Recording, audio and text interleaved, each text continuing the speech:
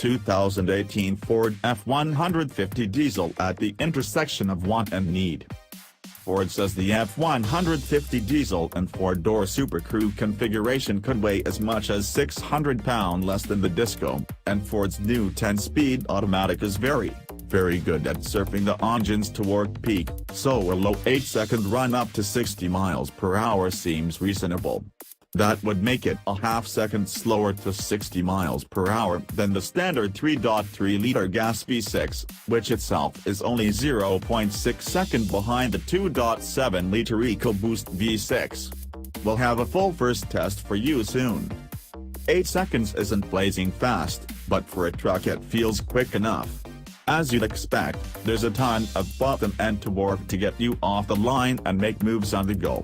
There's a spot of turbo lag leaving a stop if you stand on the throttle, but avoid jackrabbit starts, and you won't really notice it.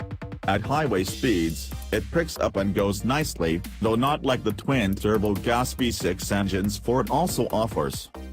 Off-road, where speeds are low, all that torque, multiplied by the transfer case and optional locking rear differential, makes crawling and climbing hills a breeze.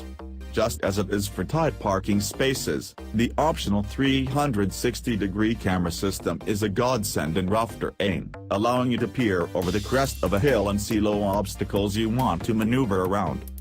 This truck isn't about hauling ass or driving Miss Daisy, though. It's about efficiency, especially when you're towing. On that metric, it unquestionably delivers.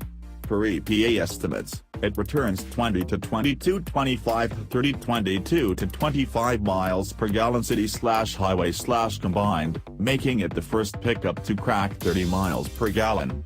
It's also 2 to 4 miles per gallon better in the city and 4 to 6 miles per gallon better on the highway than any other F-150. Not a huge difference, but remarkable for a trunk nonetheless.